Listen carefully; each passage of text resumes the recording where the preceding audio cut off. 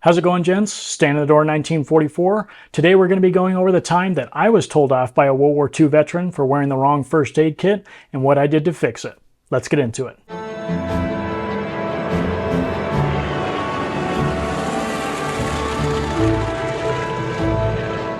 After today's video, be sure and check out standinthedoor1944.com, where you can pick up one of these first aid kits along with other quality-made World War II reproductions. As I've mentioned in previous videos, my closest relationship with a World War II vet was probably Dan McBride, who is a member of Fox Company of the 502nd, who jumped into Normandy, into Holland, as well as fought in Bastogne. And the last time that I went to go and see Dan, I actually drove down to his house in Silver City, New Mexico, and whenever I did, I brought probably 3 or 4 kit bags that were totally full of World War II equipment, as well as a 1919 A6 machine gun, of which Dan McBride carried in Holland and as well as in Bastogne. And I also brought a T5 parachute with a quick release box, which is the same type of parachute that Dan jumped with into Holland. And my purpose in bringing all of this equipment was so that I could go through all this equipment and we could discuss what Dan carried in World War II, what equipment he jumped into Normandy with, what equipment he jumped into Holland with, and then also what he carried while he was in Bastogne. And I'll never forget whenever we started talking about Market Garden,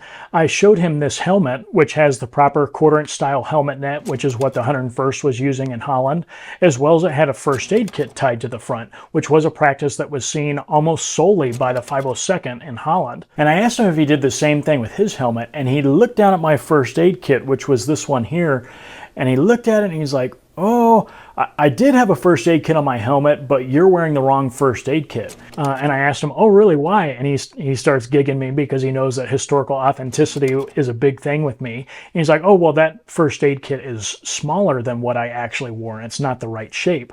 And I told him that I'd figure out some way to fix it, which is what started Stand in the Door 1944 kind of going down this path to create one of the best reproductions of the parachute first aid kit that we possibly could. And so the first thing that we wanted to tackle on this project was obviously the base design of the pouch itself. So we wanted to replicate the proper cotton material for the pouch, as well as the cotton HBT webbing, and then also doing the proper font and the proper size of the ink stamp on the front. And then from there, we really wanted to do a deep dive on what was actually inside these pouches. And we found that there was really 2 different versions. The first version, or the early style kit, was used by paratroopers from their very first jumps in Africa and Sicily, all the way through Normandy and Holland. This kit can be easily identified by the narrower, more artistic style of font on the ink stamp, and the zigzag stitching holding on the webbing straps were separate from each other and were only about an inch long each. The latter style kit, on the other hand, featured the block style font, and the zigzag stitching holding on the webbing tapes ran almost the whole length of the pouch. The latter style pouch was also a different shape and size because it had a different style of bandage and also included wound tablets and sulfur powder. These pouches started to be seen at the end of the war and then were used extensively in the years after. And we wanted to focus on the version that was the most prevalent for the majority of the war. And so what we found out was inside those first aid kits was instruction pamphlet, which gives instructions on how to actually use your morphine, as well as your combat tourniquet. And then there's also a small style Carlisle bandage.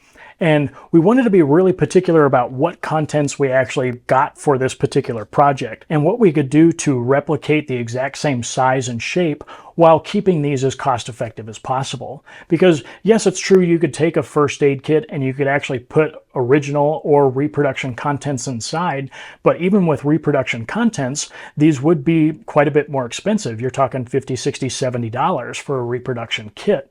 And we wanted to make something that was a bit more cost effective than that. So we wanted to track down people that had actually opened up original parachutist first aid kits so we could see exactly how the original contents were actually packed inside. So we got these pictures that actually show an original first aid kit that has been opened up, but the contents have been left inside so we could see exactly how they were packed. And so we took those pictures of that freshly opened first aid packet and we actually recreated the exact same pyramid of contents as we see in that packet. So then we could take this and we could actually wrap it in plastic and then put it in silicone and create a silicone mold. So then we could be recreating that exact same size and shape over and over again. And as a result, we came up with our version of the first aid kit, which is the exact same size and the exact same shape of an original. And in fact, one of the more interesting parts of this particular project is once you take a first aid kit and you tie it in place like this, you'll actually see this ridge that's running along the side of the first aid kit. And what that is the corner of the morphine syringe box that's on one side of the first aid kit. Now it can be on this side or it can be on that side. It depends on how the contents are put inside. But this is really interesting because if you go back and look at original photographs, you can actually see that same ridge running through a first aid kit. There's a really famous photograph of General Taylor where you can clearly see that morphine syringe box that's sticking out the side of the package.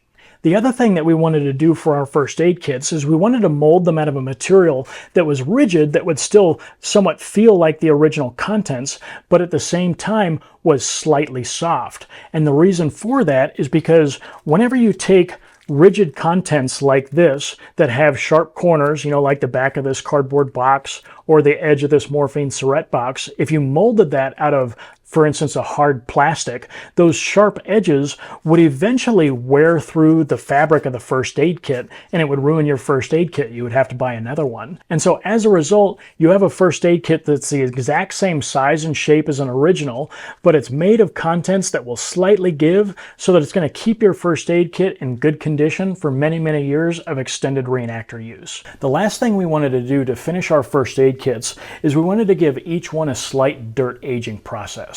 And the reason for that is because more often than not, these first aid kits were not brand new whenever they were issued to the paratroopers.